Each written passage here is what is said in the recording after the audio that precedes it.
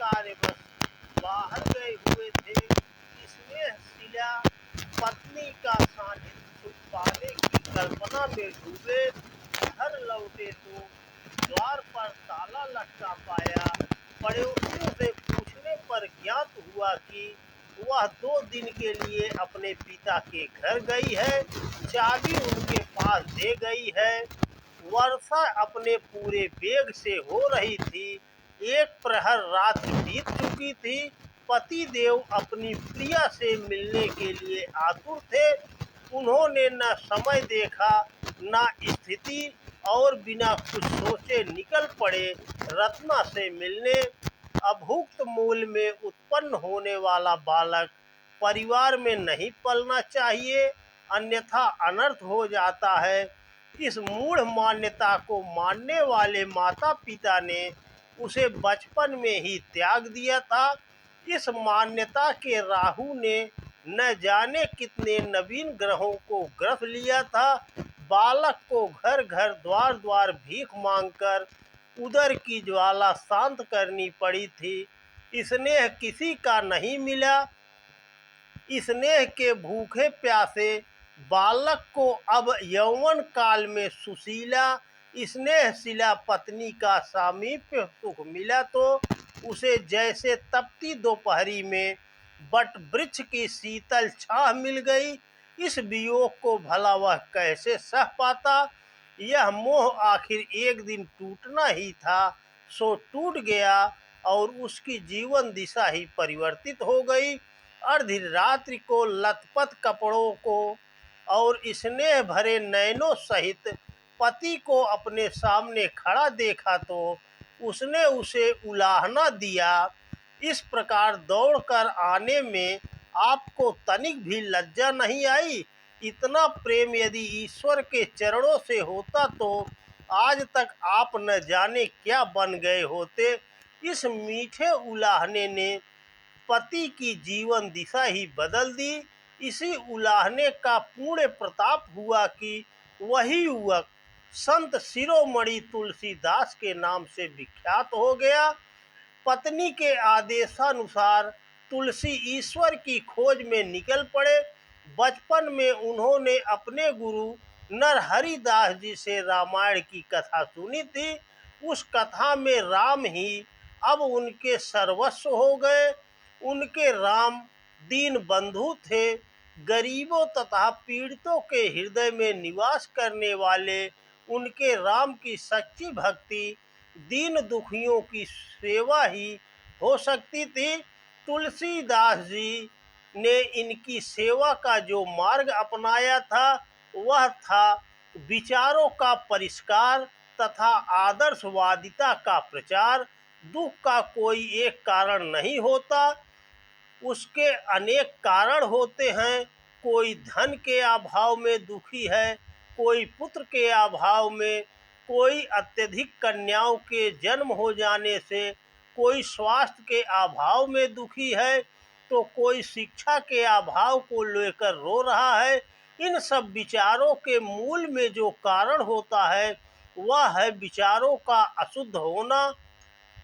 तुलसीदास जी ने मूल कारण को ही मिटाना चाहा। उन्होंने इसका माध्यम चुना साहित्य और उसके द्वारा जनमानस के विचारों को परिष्कृत करना प्रारंभ कर दिया।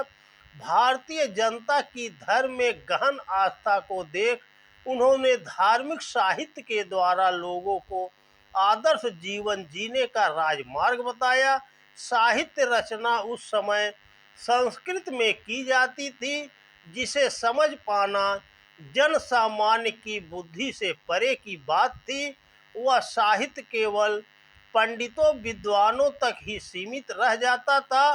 संस्कृत में रचे काव्यों का महत्व जन सामान्य के लिए कुछ भी नहीं था। गद्य रचना का प्रायः अभाव ही था। संस्कृत काव्य एक सीमित क्षेत्र की वस्तु थी, जिसका लाभ चंद व्यक्ति ही उठा रहे थे। तुलसीदास जी के साहित्य का समाज के लिए उपयोग करने का कार्य प्रारंभ किया। अपने महाकाव्य रामचरितमानस की रचना उन्होंने अवधी भाषा में करनी प्रारंभ कर दी। विद्वानों के कानों में जब इसकी भनक पड़ी तो उनमें खलबली मच गई। उन्हें अपनी विद्वता पर आंच आती दिखाई देने लगी। उन्होंने रामचरितमानस को भी संस्कृत में रचने के लिए तुलसीदास जी पर दबाव डाला। तुलसी ने उसका मुंह बंद कर दिया, यह कहकर कि वे इसकी रचना किसी व्यक्ति विशेष को रिझाने के लिए नहीं वरन अपने आराध्य देव भगवान राम के लिए कर रहे हैं। उनका यह उत्तर युक्तिपूर्ण था। उन्होंने पंडितों को चुप कराने के लिए यह भले ही कह दिया था, किंतु उनके आराध्य देव विश्व मानव परमात्मा के रूप में ही अभिव्यक्त हो रहे थे। उन्हीं की सेवा के लिए उन्होंने मानस की रचना की थी। इस नवरत्न का जन्म उत्तर प्रदेश के बांदा जिले के राजापुर गांव में हुआ था। इनके पिता आत्माराम तथा माता हुलसी थी, जिन्होंने बचपन में ही इन्हें माता पिता के प्यार से वंचित कर दिया था। घोर कठिनाइयों और अभाव को सहते हुए वे बड़े हुए। एकमात्र ईश्वर ही इनका सहारा था। तुलसीदास जी ने अपने माता पिता द्वारा त्याग दिए जाने तथा समाज द्वारा उपेक्षित किए जाने पर तनिक भी ध्यान नहीं दिया। उन्होंने समाज से शिकायत नहीं की।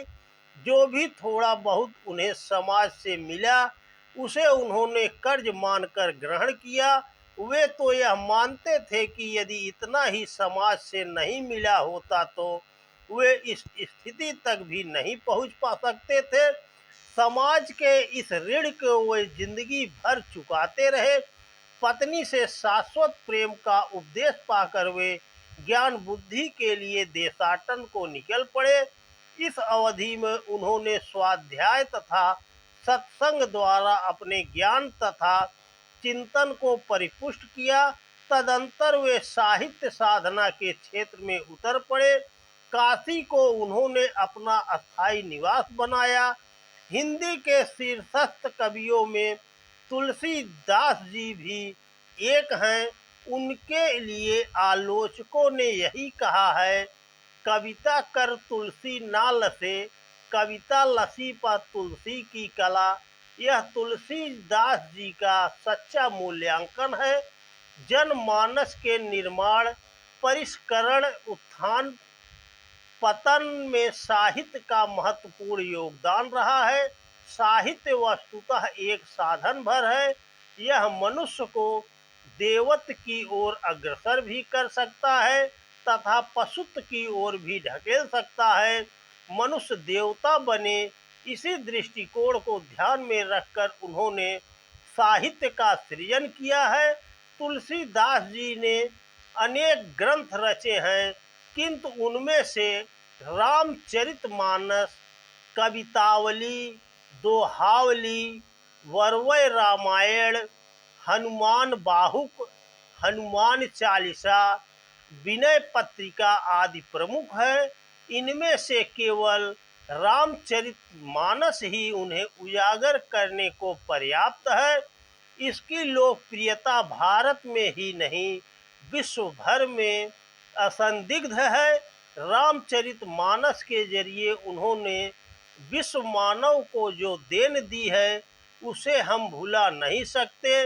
आदर्श समाज का जो स्वरूप उन्होंने प्रस्तुत किया, उसी समाज को, उसी राम राज्य को भारतवर्ष में पुनः स्थापित करने की प्रेरणा गांधी जी ने भी ग्रहण की थी।